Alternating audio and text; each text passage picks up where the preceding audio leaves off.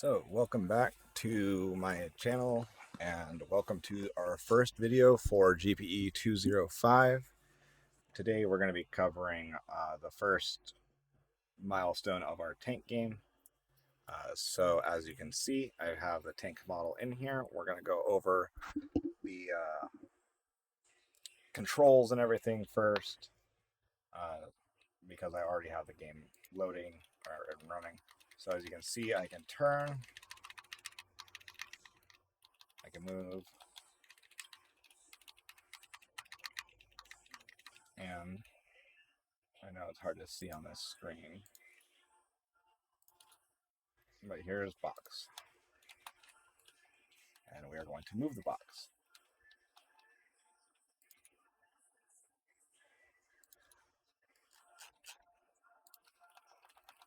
And, oh, it slid off of us.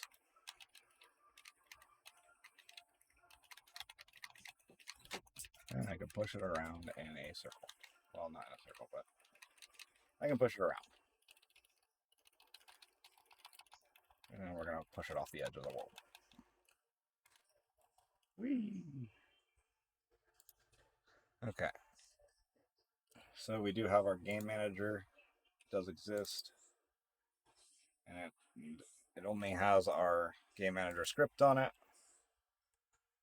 which is what creates our player controller and the tank when we are starting the game.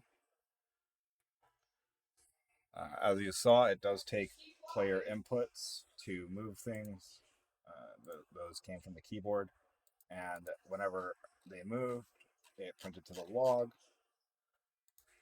which now that we're here, I'm glad I didn't delete those debug.logs because it says that it needs to be visible or exposed for designers.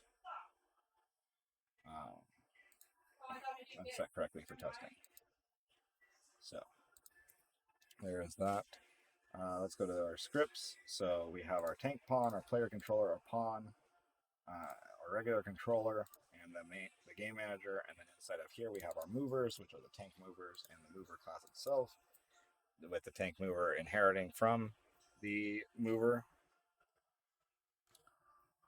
Then we also have our tank prefab, which has our rigid body. It has our collider.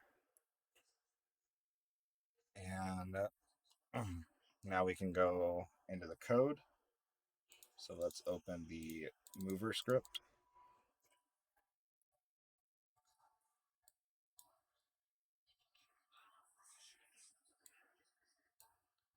Okay. So as you can see here, we are grabbing the rigid body. We're creating a private rigid body variable called RB, which is going to reference our object's component rigid body. And we're going to also get the transform, which gives us our position, rotation, and scale of an object. And then we're going to utilize the rigid body to move based off of our move vector,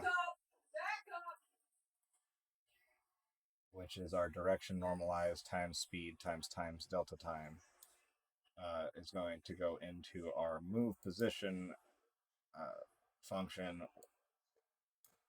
which is going to utilize our rigid body dot position to grab our current position and then add our move vector, which is going to be our new position.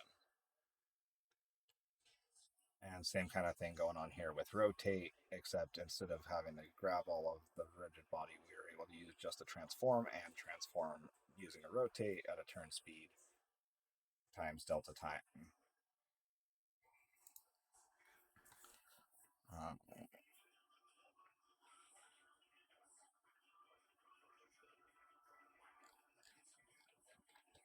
Shooting is performed. I didn't realize that there was more to this. Hold on. Shit.